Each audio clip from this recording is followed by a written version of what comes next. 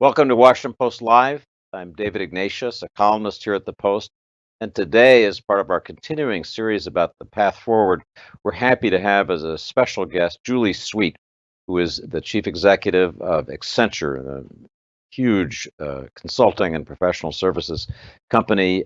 Julie has just been announced as number 14 on the Forbes magazine list of the 100 most powerful women in the world, with the likes of Angela Merkel of Germany and Christine Lagarde of the European Central Bank. So, Julie, welcome to Washington Post Live. It's good to have you here. Thank you. Thanks for having me today.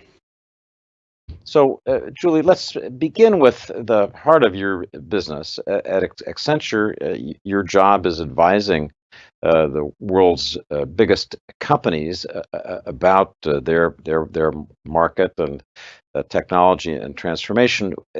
When you sit down with a CEO today and talk about moving forward despite the pandemic, what's the first thing that you recommend? It's a great question. The first question on most of our clients' minds is how they move forward faster, because speed has become an issue, and it's tied to the topic today, which is digital acceleration. And what I'd say, consultants, we love 2x2s, and I would say there's two truths and two facts that are important in understanding the current context. The two truths are that, first of all, every business today is a technology business. We believe that was true before COVID. The debate is over. Technology became a lifeline for governments, companies, and society. And we see that being completely embraced across industry. The second truth is that the exponential change in technology that was happening pre-COVID is only going to continue. And that places an enormous pressure on companies, both leaders and those who are lagging, to really think differently about how they run their business. Now, the two facts, which are quite interesting, is that we've been doing a pulse survey since COVID began across 10 major markets all around the world with the C-suite. In July, 80% of the companies surveyed said they are going to significantly increase in digital transformation, which was up from 50% in May. And you'll have to have me back to tell you what we find out in December, but we think it's only increasing. But perhaps an important second fact is that 62% of those executives said that as they transform, they are going to embed more responsible business practices, which is also up from about 50% in May. So it's an interesting time today. You're seeing digital accelerated because it is the lifeline of businesses, and it's the path to even greater success for the leaders and to survival for the laggards. But there's also a huge opportunity in how you digitally transform. So let's talk about the specifics of this acceleration and what it means for companies. You've made a focus on the importance of cloud computing in your recent articles and your advice to companies. Explain why the cloud is so important in this period of, as you say, digital acceleration. It's a great question, and there's really a couple of things you have to understand about the cloud. First of all, cloud sort of table stakes is it has better cost, and it makes you more resilient. And right now, cost and resiliency are very important, and it's part of what is accelerating what we thought would take a decade in terms of the replatforming on the cloud of global business, and will probably take more like 5 years. But the more important reason to move to the cloud, which is also absolutely critical, is the way that you can then use data and innovation. So I'll give you two quick examples. We're working with a government in Europe building out a platform for their health analytics. And today, for researchers, doctors, health providers, it takes about 12 months to get access to the data they need. When we have fully deployed, what takes today 12 months will literally happen in minutes, right? A huge difference. We're working with another client that is trying to move to drive growth today. And they don't understand that much about their customer. So they have a customer coming in buying one thing, but they really want them to be able, to buy a larger basket. And cloud is enabling them to take the data from their customers much more quickly and give real-time insights into the customer so that they can both adjust and personalize their offers, but also change their products. What is behind that takes a computing power and the ability to actually access your data at scale so that you can apply technologies like artificial intelligence. Those are just real world examples of things that we're doing right now that you need to have that kind of power behind it in order to achieve. Let me just ask, Julie, the obvious question. As companies push more of their proprietary data into the cloud, is there any danger to them or to their customers of all that data being, in effect, more centralized, less in the company's immediate control? Well, one of the reasons to move to the cloud is, in fact, security. I remember we're now 96% in the cloud, and one of the biggest drivers for us of the move to the cloud was actually the improved security. And what you've seen actually during COVID is the vulnerabilities of many of the systems that companies have. They have so many different systems. And so cloud is actually more secure with respect to data. So you spoke earlier, Julie, about your analysis of industry leaders and laggards. I noted that you did some survey work at the end of last year saying that the leading 10% of companies had, if I have this right, essentially twice the revenue growth of the bottom 25% laggards. And I'm curious whether, with this digital acceleration, the rewards for the leading companies that move quickly, are agile, adopt new technology, we're going to be heading even faster toward what might be called a winner-take-all economy, where the leading companies grow and grow, and those that fall behind fall further behind. Do you think that's a danger, widening the inequality in distribution of rewards in our economy? I don't, based on what I'm seeing. And the great opportunities you have with technology is that you can actually leapfrog even if you're a laggard. And so it's more about leadership and mindset. What do I mean by that? We work with a great company that has been investing in digital for years and years, and they had curbside pickup before COVID, so they thrived. We have another company, also a great company, but hasn't been investing. And they have now been able to implement it very rapidly because they had the humility to learn from others. They took an attitude of progress over perfection. And they rapidly deployed technologies partnering with the ecosystem to do so. And the difference there was a decision. We talk a lot about Accenture as to what are the most important leadership qualities today.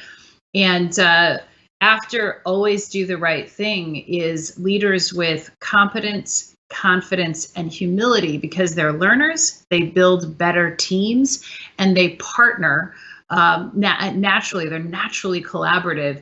And that's what you need today. And that is, in fact, what we're seeing happen, is that leaders are doubling down, but laggards are actually, in some cases, leapfrogging. So it'll be very interesting. We're going to redo that study in January. And I think what you'll see is those leaders had an immediate impact on their competitiveness, the gap becoming what I call a chasm. But I think 12 months and 24 months from now, you're going to see some of the best companies who were behind changing a mindset. And one of the most important things that I am talking to our clients about now is mindset, and what are you changing in how you operate? Because companies who want to move faster and want to maintain the speed that they had at the time of the crisis, you can't continue in crisis mode.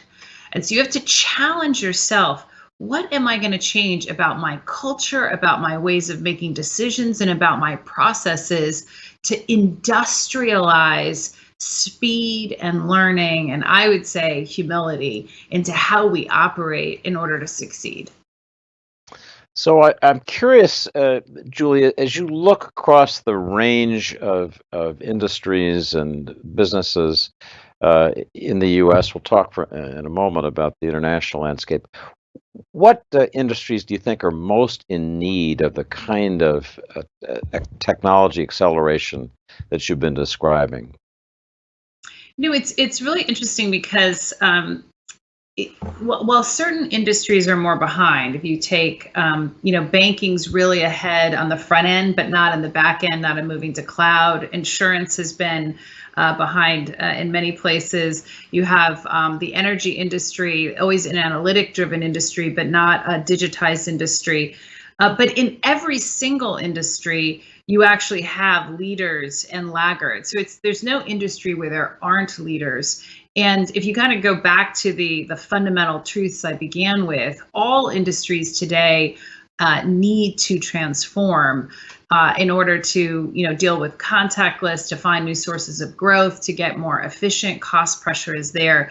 So it's why when we talk about this being a once in a digital era global replatforming, it is not linked to one industry.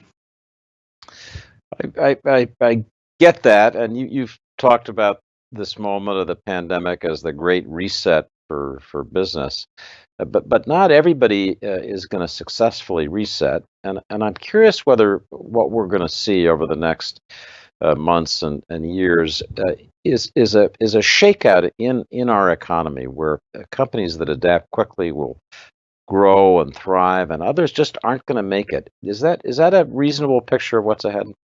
I think it is, but it's not new, right? If you look back over the last 50 years on the Fortune 500, I think only about 50% still remain from 50 years ago. I may have my stats wrong there. So I don't think what we're seeing now is going to be different than the fact is it is really hard to have a sustained business. And so today, I do believe those who embrace new mindsets. So I look at Accenture, I ask my own self, what am I going to change, right, about how we're operating? We set our strategic goals this year. Our fiscal year began September 1st. And my top 500 leaders out of 500,000 people will have 5 strategic goals. 2 of them are not 12-month goals. For the first time, we set 6-month goals that'll be reset. And one of them is a pilot. And what did that do? It's a mindset of how in this world where things are moving fast, where reinvention is required, we have to move differently as leaders. And so how we're measuring ourselves and the signals we're sending to our organization are different. So, to your question, will there be winners and losers? Absolutely. But there's in many ways, technology can be the great equalizer. There are more tools today than there were in the past. And how are American companies doing in this reset, in this process of coping with the global pandemic compared to companies in other parts of the world as you look at the global marketplace? Well, I think a couple things are important. So first of all, the trends I'm talking about are true and across the globe. So this really is a global replatforming, and whether I am talking in Singapore and China or Europe, the trends are there and businesses are seeing the trends. I would say that U.S. companies have long been great innovators. And so I think that there's a great success that can be ahead, but at the same time, and many of the best companies in the U.S. are global companies. These are trends everywhere, and so the question is, will you move faster? I think there's real implications for the U.S. in terms of how public and private come together. For example, we know that R&D is lagging behind in terms of investment in the U.S. against some other parts of the world. In the U.S., we've got a very significant digital divide in both rural and urban areas that have huge implications for small and medium-sized businesses, for our diverse populations, and in particular in the urban environments, and for talent. So we have to be careful. Now, if you kind of go take a step back, though, the way that the pandemic is being dealt with has been different. And so we have businesses in Singapore, China, and Japan, and it's a very different picture than the Europe or the US right now. And I think over time, what we all have to watch about is what are the impact on competitiveness by how how we've handled the pandemic and how quickly we get people back to work. And I would say, again, remember these trends and these opportunities are identified and companies are acting on them in every part of the world. So on that theme of the effects in the real economy, the financial markets continue to paint a rosy picture about adaptation, expectation of future earnings growth. It's really striking to see the upturn in financial markets. But there's a real question out there about whether that reflects the reality that people are experiencing on Main Street, if you will, and in particular, what minority communities, people who've been hit hardest by the pandemic, having the hardest time sometimes adjusting, are experiencing. So look at those two in sequence, if you would. First, do you think the financial markets have basically got it right about future earnings growth? And second, how do you think about dealing with the people who are being left behind in this acceleration? Sure. So, I've learned over time to never pay attention to the markets every day. But let's just take a step back and look at confidence among CEOs. There's been a number of surveys out, including the Business Roundtable this week, that tell you that CEOs have high confidence in the medium to the long term. We've obviously got some tough months still ahead. And so I kind of anchor on what is CEO confidence that we're seeing in these surveys, and then it'll get reflected in the markets, how it will get reflected in the markets, right? So, but your second question I think is important, and let's go back to that second fact I started with, which is 62% of companies believe that they need to embed responsible business into their transformation.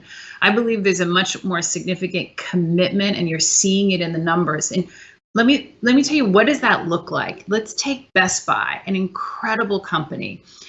We announced together that they are going to be investing in more technology innovation, so increasing their competitiveness. They're already a leader, and they're going to be adding 1,000 people, 1,000 new jobs, and they're committing that 30% of them will be diverse, and we're going to be helping make that possible. We are a leader ourselves in diversity. By 2025, we'll be 50-50 gender equality. And we've set ambitious goals for leadership among our African American and Black employees and our Hispanic and Latinx, both at the leadership level as well as overall representation. Another work that we're doing, Takeda, a global pharmaceutical company that also has significant operations here in the US. We announced with them a partnership where they are moving to the cloud to create cost and resilience, to create an innovation platform, all the themes we're talking about. And they're doing it also by upskilling their people, which we're helping them with. And in addition, measuring by moving to the cloud, they're reducing their carbon emissions. That's what responsible business embedded into transformation looks like. This is a focus of Accenture. It is actually core to our strategy, and it's there because that is what the great companies of the world want to do. And so it's a mindset. Again, it is possible to transform and to do so in ways that are going to be better for the planet, that are great for the country and our people. It's a good moment to ask you about something that struck me reading literature about Accenture, and that's your idea of responsibility by design.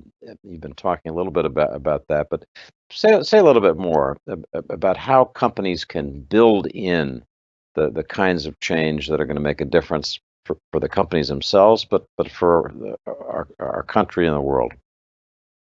Sure. Well, first of all, maybe just start with how I think about responsible business, because that's sort of like, what does that mean by design, right? So companies who have a clear purpose, like why they exist in the world. At Accenture, it's to deliver on the promise of technology and human ingenuity. They've embraced that as a company, we serve all of our stakeholders. We call it shared success. So it's our shareholders, our employees, our partners, our communities, and of course, our clients and customers. And then we have a strategy, an action plan that brings the purpose to life.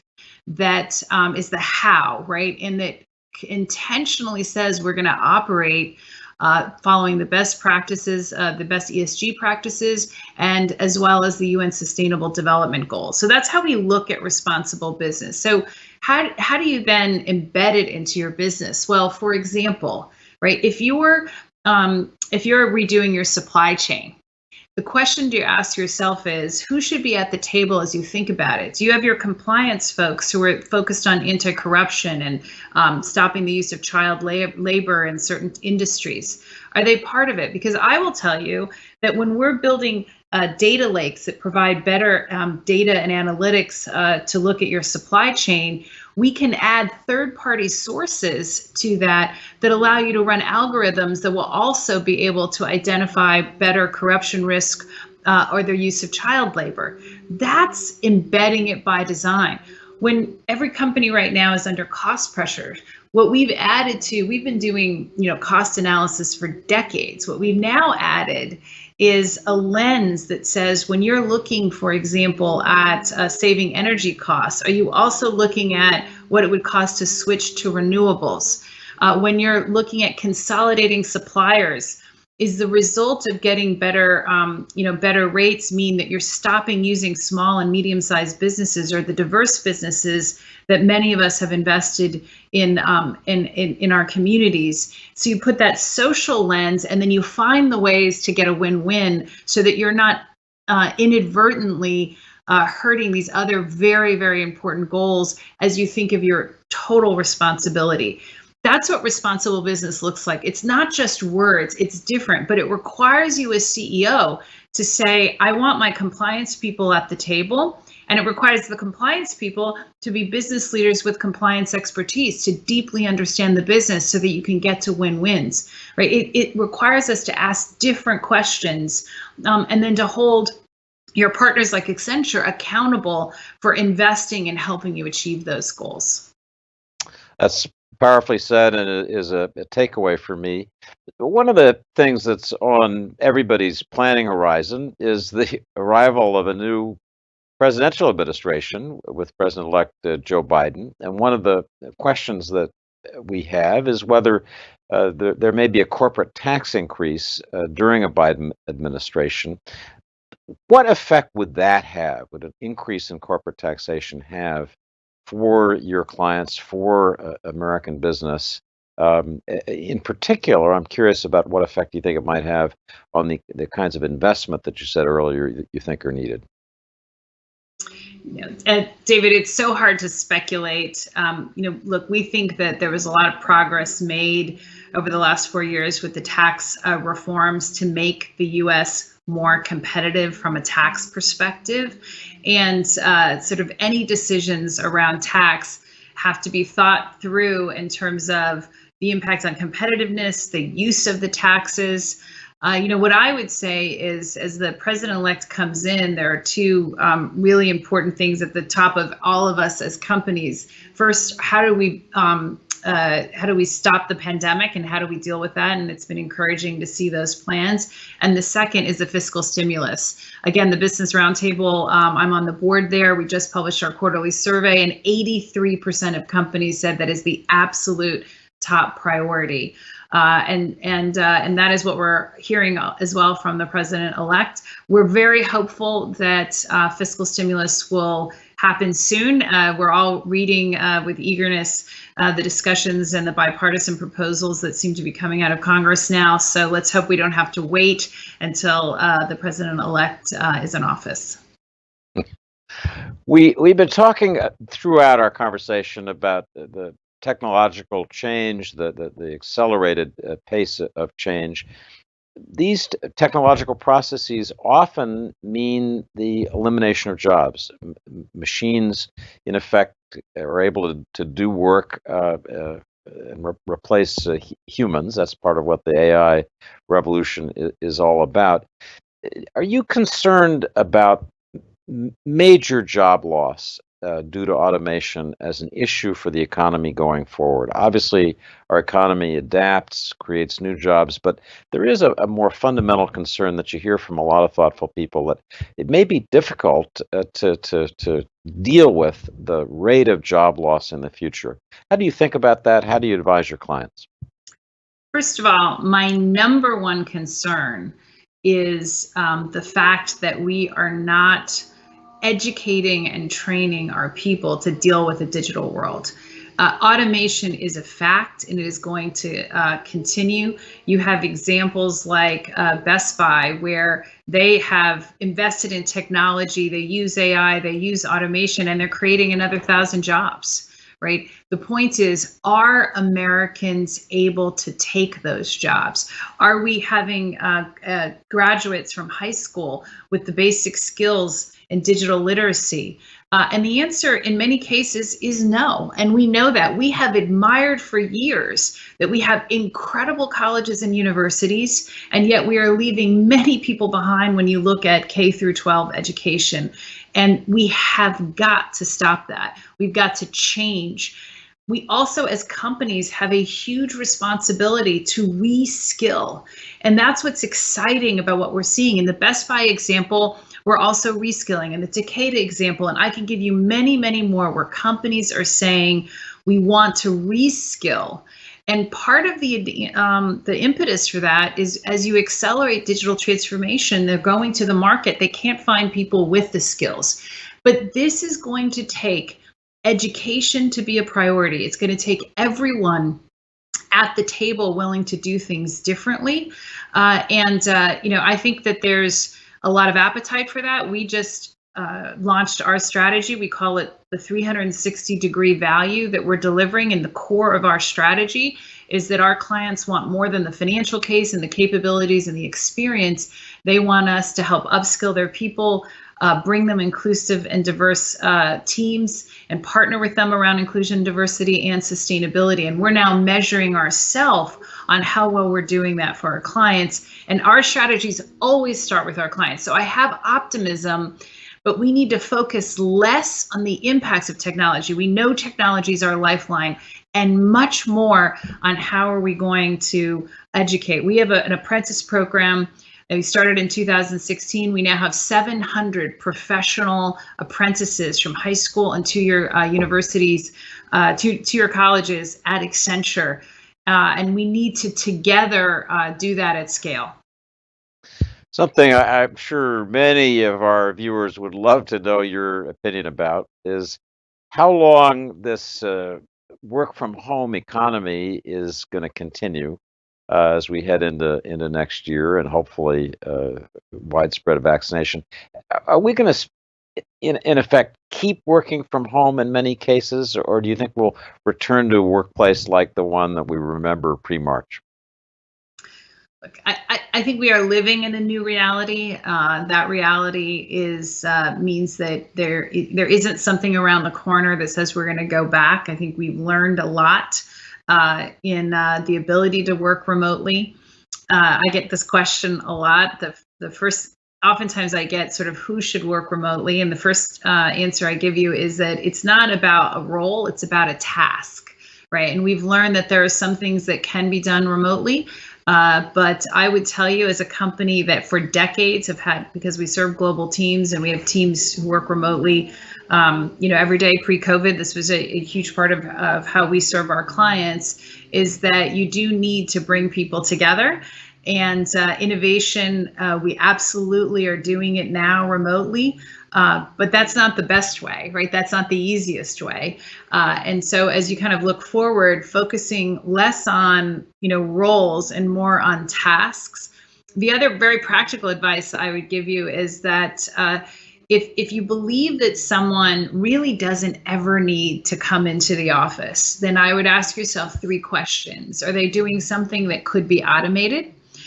Second, Is it something that you as a company need to do, or is there someone better, it could be Accenture, but many others who's maybe doing it better because they obviously don't need to be as integrated into your teams and showing up at your office every day? Or third, should they be doing it from a lower cost location because they don't need to come into the office? And when you start asking your questions like that, it really helps kind of make sure you are focusing on what in fact are people doing, what's the value, and how should they be working? So our thanks to Julie Sweet. We've run out of time. Julie is one of the world's 100 most powerful women, according to Forbes magazine. If you listen today, you can understand why. Thank you for joining us, Julie. Thanks for having me, David. So we will be back. Join us Friday at 11 when my colleague Karen Tumulty will continue our Race in America series with a discussion with the first two Native American women ever elected to Congress, Representatives Sharice Davids of Kansas and Deb Haaland of New Mexico. You can always head to Washington Post Live for content. Please join us the rest of this week, and thanks so much.